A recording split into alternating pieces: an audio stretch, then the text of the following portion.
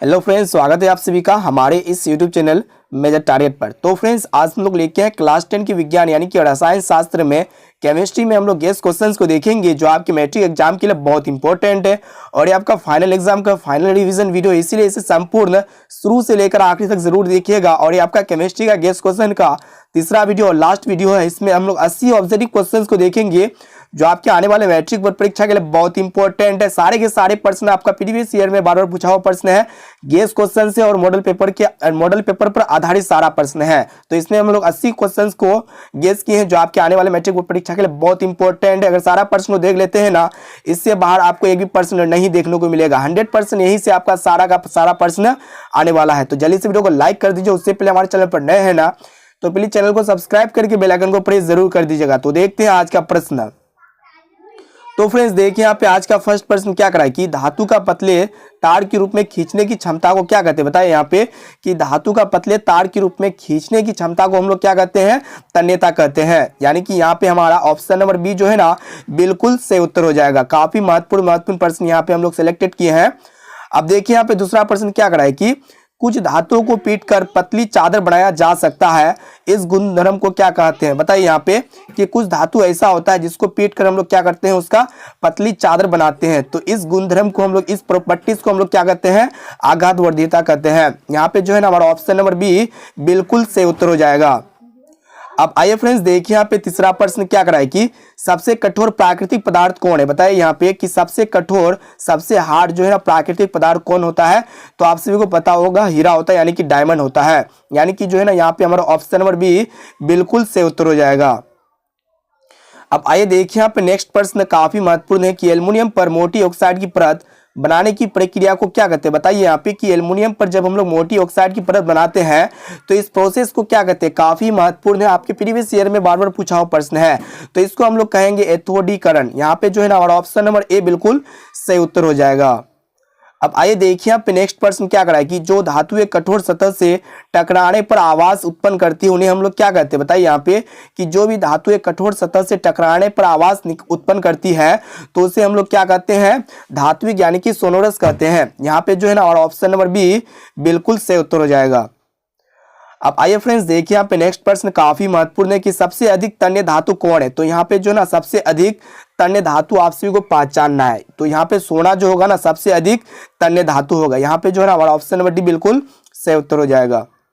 अब आइए फ्रेंड्स देखिए यहाँ पे नेक्स्ट प्रश्न काफी महत्वपूर्ण है कि इनमें से कौन अधातु होते हुए चमकीला होता है। आप सभी को बतलाना है कि वो पदार्थ क्या है, अधातु है, फिर भी वो क्या है, चमकीला है। ऐसे में तो धातु चमकीला होता है, लेकिन यहाँ पे क्या है कि अधातु होते भी है, अधातु होते हुए भी जो है ना चमकीला है। तो यहाँ पे जो है ना आयोडीन क्या होगा, अधातु है, लेकिन ये क्या होते हैं, चमकीला होते हैं। जो नमक होता है आयोडीन युक्त, ये क्या होते हैं, चमकीला होते हैं, लेकिन एक प्रकार का क्या होता है, अधातु होते हैं। अब आइए फ्रेंड्स देखिए यहाँ पे नेक्स्ट प्रश्न काफी महत्वपूर्ण है, ध्यानपूर्वक इसको भी देखिएगा कि निम्नलिखित में से कौन अति ज्वलनशील है। बताइए यहाँ पे कि सबसे ज्यादा और अति ज्वलनशील जो होगा ना कौन होगा। तो यहाँ पे जो है ना श्वेत फास्फोरस क्या होगा, सबसे ज्यादा ज्वलनशील होगा। यहाँ पे जो है ना हमारा ऑप्शन नंबर बी बिल्कुल सही उत्तर हो जाएगा। काफी महत्वपूर्ण प्रश्न है, प्लीज वीडियो को संपूर्ण शुरू से लेकर आखिर तक जरूर देखिएगा। देखिए यहाँ पे नेक्स्ट प्रश्न क्या कराए कि विद्युत अपघटनी परिष्करण में अशुद्ध धातु को बनाया जाता है। बताए यहाँ पे कि विद्युत अपघटनी परिष्करण में जो है ना अशुद्ध धातु को जो बनाया जाता है एनोड के द्वारा बनाया जाता है। यहाँ पे जो है ना हमारा ऑप्शन नंबर ए बिल्कुल सही उत्तर हो जाएगा। अब आइए फ्रेंड्स देखिए यहाँ पे नेक्स्ट प्रश्न काफी महत्वपूर्ण है, ध्यानपूर्वक इसको भी देखिएगा कि निम्नलिखित में कौन सबसे अधिक अभिक्रियाशील धातु है।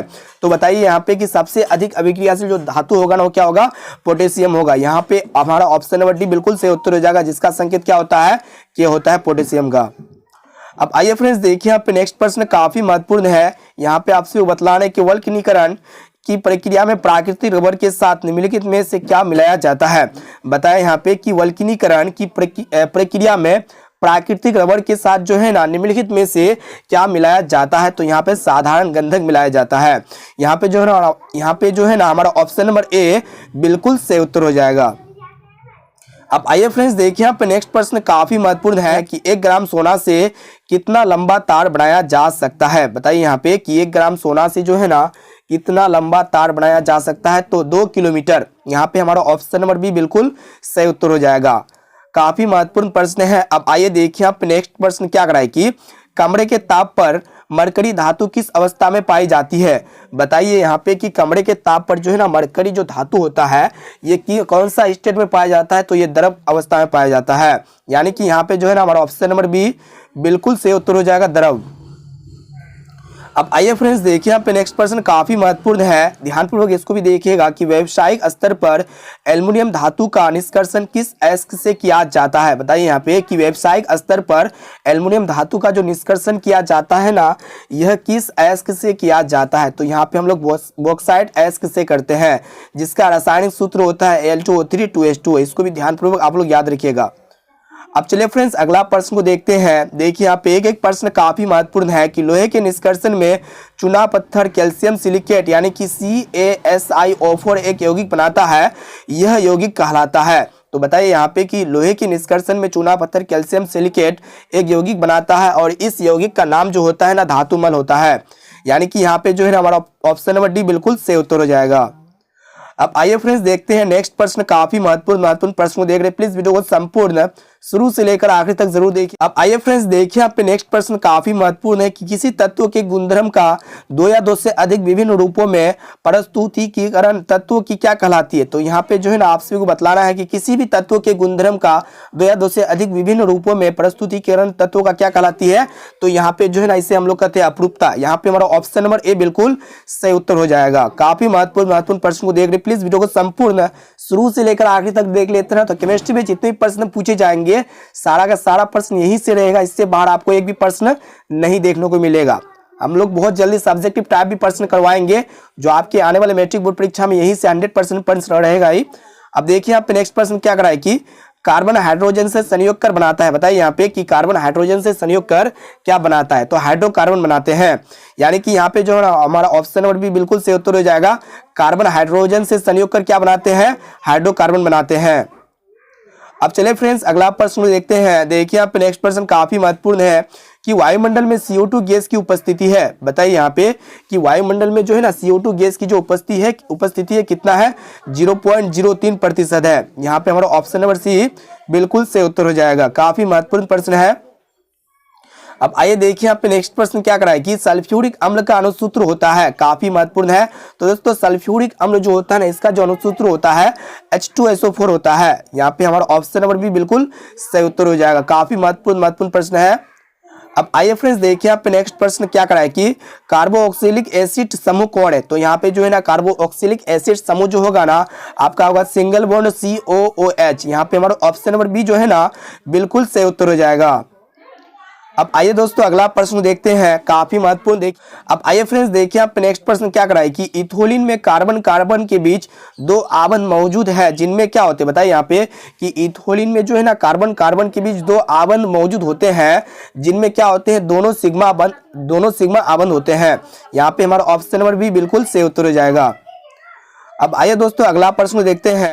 अब आइए फ्रेंड्स देखिए यहाँ पे नेक्स्ट प्रश्न काफी महत्वपूर्ण है कि इथेन में कितने सह संयोजक आबंध है। बताइए यहाँ पे कि इथेन में कितने सह संयोजक आबंध है। तो 7 होते हैं। यानी कि यहाँ पे हमारा ऑप्शन नंबर डी बिल्कुल सही उत्तर हो जाएगा, 7। अब आइए फ्रेंड्स देखिए यहाँ पे नेक्स्ट प्रश्न क्या करा कि इथेन का आणविक सूत्र C2H6 है। इनमें आप सभी को बतलाना है कि इथेन का जो आणविक सूत्र होता है C2H6 होता है। इनमें क्या होते हैं, 7 सह संयोजक आबंध है। यहाँ पे हमारा ऑप्शन नंबर भी बिल्कुल सही उत्तर हो जाएगा, 7। अब आइए दोस्तों अगला प्रश्न देखते हैं, काफी महत्वपूर्ण प्रश्न है। अब आइए फ्रेंड्स देखिए यहाँ पे नेक्स्ट प्रश्न काफी महत्वपूर्ण है कि ब्यूटेनॉन यौगिक है चतुर कार्बन जिसका प्रकार्यात्मक समूह है। बताइए यहाँ पे कि ब्यूटेनॉन यौगिक है चतुर कार्बन जिसका प्रकार्यात्मक जो समूह होता है ना कितना होता है, कीटोन होता है। यानी कि यहाँ पे जो है ना हमारा ऑप्शन नंबर सी बिल्कुल सही उत्तर हो जाएगा, कीटोन।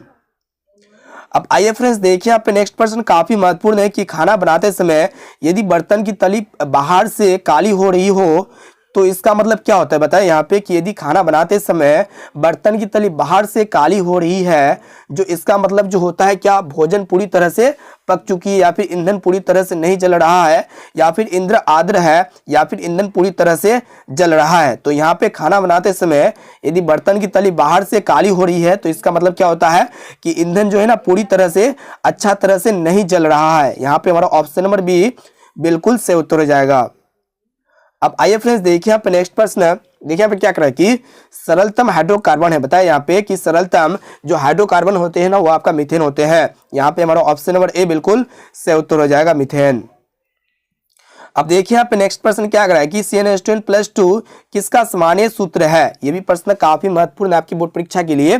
तो CnH2n+2 जो ये होता है ना, किसका सामान्य सूत्र होता है, एल्केन का होता है। यहाँ पे हमारा ऑप्शन नंबर सी बिल्कुल सही उत्तर हो जाएगा, एल्केन। अब आइए फ्रेंड्स देखिए यहाँ पे नेक्स्ट प्रश्न काफी महत्वपूर्ण है कि नीला तोता यानी कि जिसको हम लोग कहते हैं तूतिया का रासायनिक सूत्र क्या होता है। बताइए यहाँ पे कि नीला तोता यानी कि तूतिया का जो रासायनिक सूत्र होता है ना CuSO पर 5H2 होता है। यानी कि यहाँ पे हमारा ऑप्शन नंबर बी बिल्कुल सही उत्तर हो जाएगा। एक एक प्रश्न काफी महत्वपूर्ण है, इसलिए एक एक प्रश्न को अच्छी तरह से याद करते हुए चलिएगा। अभी तक वीडियो को लाइक नहीं किया ना, प्लीज वीडियो को लाइक जरूर कर दीजिएगा और चैनल पर नए हैं तो चैनल को सब्सक्राइब करके बेल आइकन को प्रेस करके ऑल पर जरूर सेलेक्ट कर लीजिएगा। देखिए यहाँ पे नेक्स्ट प्रश्न क्या कर रहा है कि नाइट्रोजन अणु में कितने सहसंयोजक बंधन होते हैं। बताया यहाँ पे कि नाइट्रोजन अणु में कितने सहसंयोजक बंधन होते हैं, तो यहाँ पे 3 होते हैं।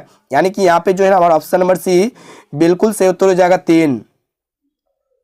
अब आइए फ्रेंड्स देखिए यहाँ पे नेक्स्ट प्रश्न क्या कर रहा है कि संगमरमर का रासायनिक सूत्र क्या है। बताइए यहाँ पे कि संगमरमर का जो रासायनिक सूत्र होता है ना वो आपका क्या होता है, CaCO3 होता है, यानी कि कैल्शियम कार्बोनेट। यहाँ पे हमारा ऑप्शन नंबर ए बिल्कुल सही उत्तर हो जाएगा। अब आइए देखिए यहाँ पे नेक्स्ट प्रश्न क्या कर रहा है कि निम्न में कौन युग्म समायवी है। बताइए यहाँ पे कि कौन जो है युग्म है जो समायवी है। तो यहाँ पे जो है ना हमारा ऑप्शन नंबर सी बिल्कुल सही उत्तर हो जाएगा, C2H5OH और CH3OCH3। यानी कि यहाँ पे हमारा ऑप्शन नंबर सी बिल्कुल सही उत्तर हो जाएगा। काफी महत्वपूर्ण प्रश्न है। देखिए यहाँ पे क्या कर रहा है कि एथनॉल का क्रियाशील मूलक है। बताइए यहाँ पे कि एथनॉल का जो क्रियाशील मूलक है ना वो आपका क्या है, सिंगल बॉन्ड OH है। यानी कि यहाँ पे हमारा ऑप्शन नंबर ए बिल्कुल सही उत्तर हो जाएगा, सिंगल बॉन्ड OH। अब आइए फ्रेंड्स देखिए यहाँ पे नेक्स्ट प्रश्न क्या है कि निम्न में से कौन जो है सहसंयोजी यौगिक है। तो यहाँ पे CH4 जो होगा ना सहसंयोजी यौगिक होगा। यहाँ पे हमारा ऑप्शन नंबर ए बिल्कुल सही उत्तर हो जाएगा। अब चलिए अगला प्रश्न को देखते हैं। देखिए यहाँ पे नेक्स्ट प्रश्न काफी महत्वपूर्ण प्रश्न को देख रहे हैं कि सिंगल बॉन्ड COOH अभिक्रियाशील मूलक को क्या कहते हैं। बताइए यहाँ पे कि सिंगल बॉन्ड COOH अभिक्रियाशील मूलक को हम लोग क्या कहते हैं, अम्ल कहते हैं। यानी कि यहाँ पे हमारा ऑप्शन नंबर सी बिल्कुल सही उत्तर हो जाएगा। अब आइए देख लेते हैं नेक्स्ट प्रश्न क्या कर रहा है कि सिंगल बॉन्ड CHO क्रियाशील मूलक को क्या कहते हैं। बताए यहाँ पे कि सिंगल बॉन्ड CHO क्रियाशील मूलक को हम लोग क्या कहते हैं, एल्डिहाइड कहते हैं। यहाँ पे हमारा ऑप्शन नंबर बी बिल्कुल सही उत्तर हो जाएगा। काफी महत्वपूर्ण प्रश्न है, बहुत बार पूछा हुआ बोर्ड परीक्षा में आपके, तो इस सभी प्रश्न आपके लिए बहुत इंपॉर्टेंट है।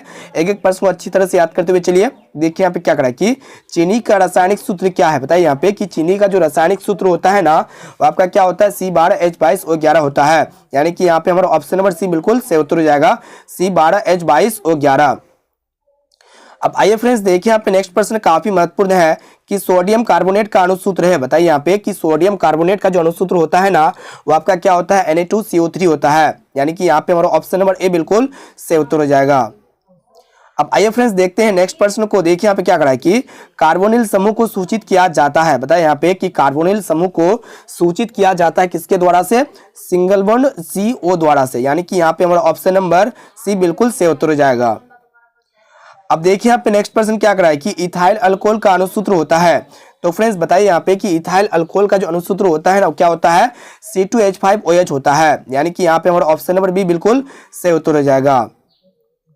यहाँ पे काफी महत्वपूर्ण प्रश्न सिलेक्टेड है, इसलिए एक एक प्रश्न को अच्छी तरह से याद करते हुए चलिए। अब आइए देखिए यहाँ पे नेक्स्ट प्रश्न क्या कर रहा है कि निम्नलिखित में से कौन सा एरोमेटिक हाइड्रोकार्बन है। तो यहाँ पे जो है ना एरोमेटिक हाइड्रोकार्बन जो होगा ना आपका क्या होगा, C6H6 होगा। यानी कि यहाँ पे हमारा ऑप्शन नंबर सी बिल्कुल सही उत्तर हो जाएगा, C6H6। अब चलिए फ्रेंड्स अगला प्रश्न को देखते हैं। देखिए यहाँ पे क्या कर रहा है कि निम्न में से किस हाइड्रोकार्बन के 3 आवन होते हैं। बताया यहाँ पे कि आप सभी को बतलाना है कि निम्न में से किस हाइड्रोकार्बन के 3 आवन होते हैं। तो यहाँ पे C3H4, यहाँ पे जो है ना हमारा ऑप्शन नंबर सी बिल्कुल सही उत्तर हो जाएगा, C3H4। काफी महत्वपूर्ण प्रश्न है।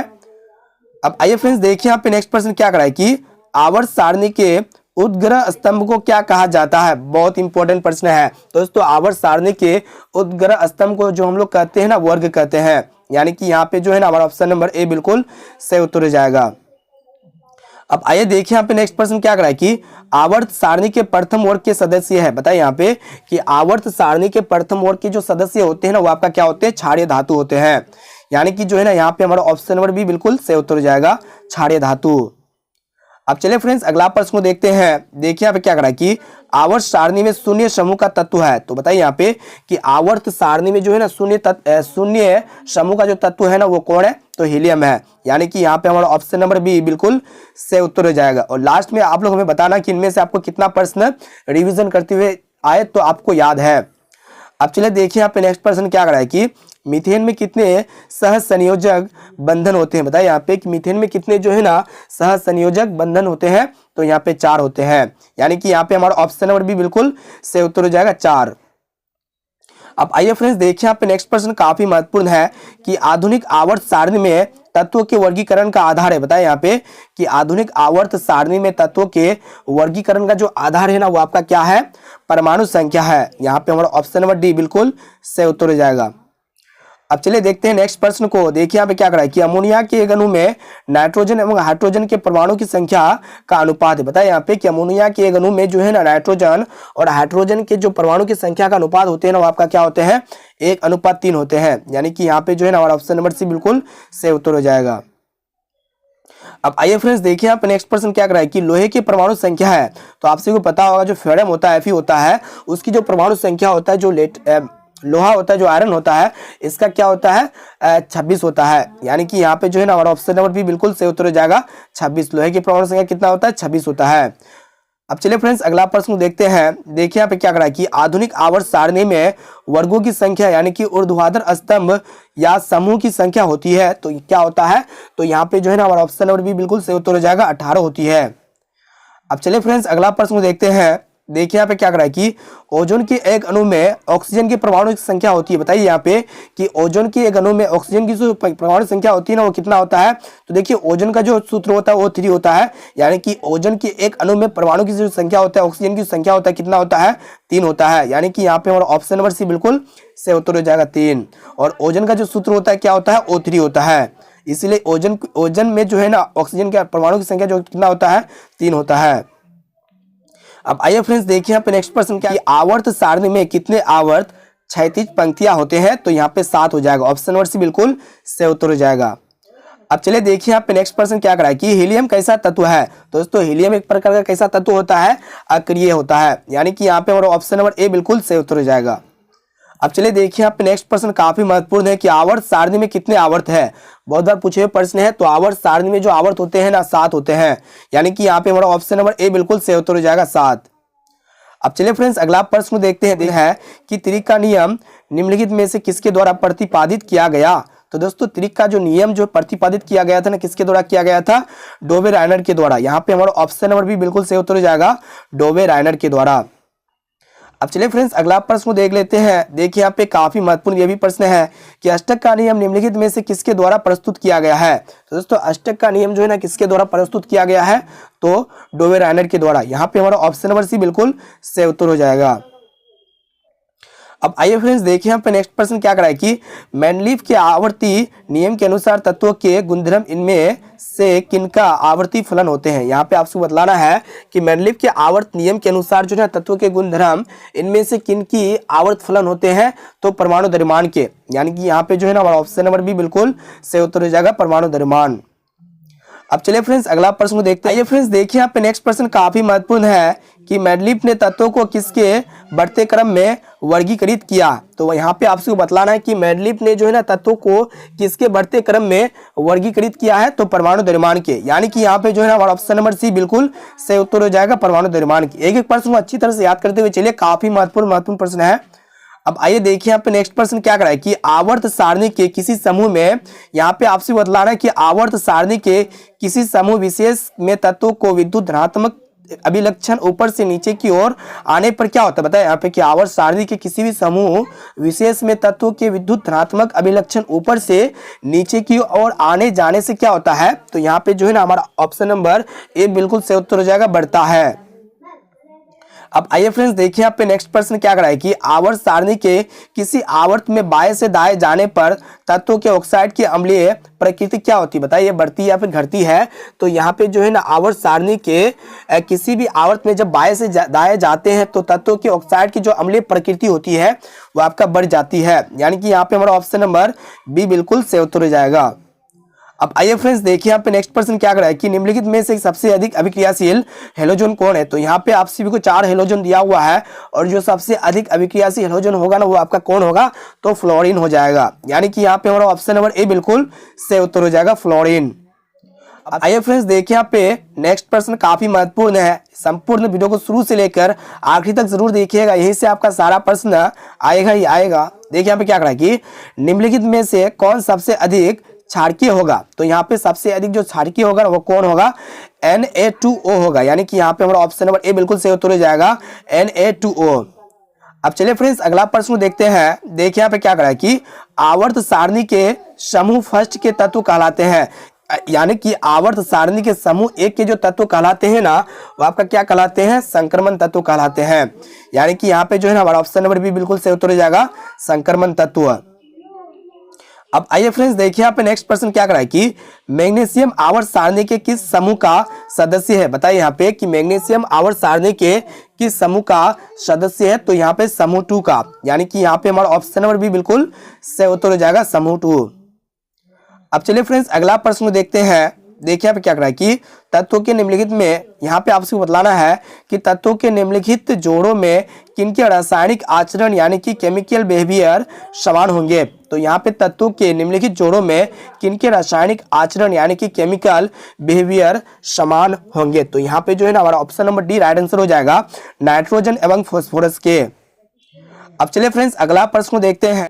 अब आइए फ्रेंड्स देखिए यहाँ पे नेक्स्ट प्रश्न काफी महत्वपूर्ण है, ध्यानपूर्वक देखिएगा कि निम्नलिखित तत्वों में से किसकी संभावना है कि यह अधात्विक अभिलक्षण को प्रदर्शित कर सकता है। तो यहाँ पे ऑप्शन डी में दिया हुआ है Br यानी कि ब्रोमीन। अब चलिए फ्रेंड्स अगला प्रश्न देखते हैं। देखिए यहाँ पे क्या करा है कि अधात्विक आवर्त सारणी का दीर्घतम रूप किसकी प्रस्तुतिकरण है। तो यहाँ पे अधात्विक आवर्त सारणी का दीर्घतम रूप जो है ना किसकी प्रस्तुतिकरण है। तो यहाँ पे जो है ना हमारा ऑप्शन नंबर बी सही उत्तर हो जाएगा, मोजले। ऑप्शन नंबर बी बिल्कुल करेक्ट आंसर है। अब चलिए फ्रेंड्स अगला प्रश्न देखते हैं। देखिए यहाँ पे क्या करा है कि निम्नलिखित तत्वों में से कौन सबसे अधिक अधात्विक गुण धर्म को प्रदर्शित करता है। तो यहाँ पे आपसे को बतलाना है कि निम्नलिखित तत्वों में से कौन जो है ना सबसे अधिक अधात्विक गुण धर्म को प्रदर्शित करता है। तो यहाँ पे हमारा ऑप्शन नंबर बी बिल्कुल सही उत्तर हो जाएगा, क्लोरीन। अब चलिए फ्रेंड्स अगला प्रश्न देखते हैं। देखिए यहाँ पे क्या करा है कि किसने कहा कि तत्वों के मूल गुणधर्म उनके परमाणु संख्या है ना कि परमाणु द्रव्यमान। तो यहाँ पे आपसे बतलाना है कि किसने कहा था कि तत्वों के जो मूल गुणधर्म होते हैं ना उनके परमाणु संख्या होते हैं ना कि परमाणु द्रव्यमान। तो यहाँ पे जो है ना हमारा ऑप्शन नंबर बी बिल्कुल सही उत्तर हो जाएगा, मोजले। मोजले ने कहा था। अब चलिए फ्रेंड्स अगला प्रश्न देखते हैं। देखिए यहाँ पे क्या करा है कि आधुनिक आवर्त सारणी के नियम के अनुसार तत्वों का गुणधर्म है। बताइए यहाँ पे कि आधुनिक आवर्त सारणी के नियम के अनुसार तत्वों का जो गुणधर्म होते हैं ना वो आपका क्या होते हैं, परमाणु संख्या का आवर्त फलन होते हैं। यानी कि यहाँ पे हमारा ऑप्शन नंबर बी बिल्कुल सही उत्तर हो जाएगा, परमाणु संख्या का आवर्त फलन। ध्यानपूर्वक एक क्वेश्चन को याद करते हुए चलिएगा। अब चलिए फ्रेंड्स अगला प्रश्न देखते हैं। देखिए यहाँ पे क्या करा है कि आधुनिक आवर्त सारणी में बाएं से दाएं और जाने पर परमाणु साइज यानी कि परमाणु का आकार जो होता है वो आपका क्या होता है, बढ़ता है। यानी कि यहाँ पे हमारा ऑप्शन नंबर ए बिल्कुल से उत्तर हो जाएगा। एक एक प्रश्न काफी महत्वपूर्ण है, इसलिए एक एक प्रश्न को ध्यानपूर्वक अच्छी तरह से याद करते हुए चलिए, यहीं से आपका सारा प्रश्न 100% गेस करेगा। अब आइए फ्रेंड्स देखिए यहाँ पे नेक्स्ट प्रश्न काफी महत्वपूर्ण है कि वुल्फगांग डोबेरेनर जो है ना किस देश से संबंधित है। तो दोस्तों वुल्फगांग डोबेरेनर जो है ना यह किस देश से संबंधित है। तो यहाँ पे जर्मनी। यहाँ पे हमारा ऑप्शन नंबर बी बिल्कुल सही उत्तर हो जाएगा, जर्मनी। अब चलिए अगला प्रश्न देखते हैं। देखिए यहाँ पे क्या करा है कि मेंडलीव का जन्म कब हुआ था। बताए यहाँ पे कि मेंडलीव का जो जन्म हुआ था वो आपका कब हुआ था, 1834 ईस्वी में हुआ था। यानी कि यहाँ पे हमारा ऑप्शन नंबर ए बिल्कुल सही उत्तर हो जाएगा, 1834 ईस्वी में। अब आइए देखिए यहाँ पे नेक्स्ट प्रश्न क्या करा है कि भारतीय संगीत प्रणाली में संगीत के कितने सुर होते हैं। बताइए यहाँ पे कि भारतीय संगीत प्रणाली में संगीत के कितने सुर होते हैं। तो यहाँ पे 7 होते हैं। यानी कि यहाँ पे ऑप्शन नंबर सी बिल्कुल सही उत्तर हो जाएगा, 7। अब चलिए फ्रेंड्स अगला प्रश्न देखते हैं। देखिए यहाँ पे क्या करा है कि जब मेंडलीव ने अपना कार्य आरंभ किया तब तक कितने तत्व ज्ञात थे। बताइए यहाँ पे जब मेंडलीव ने जो है ना अपना कार्य आरंभ किए थे तो उस समय जो है ना कितने तत्व थे, तो 63 तत्व थे। यहाँ पे हमारा ऑप्शन नंबर डी बिल्कुल सही उत्तर हो जाएगा, 63 तत्व।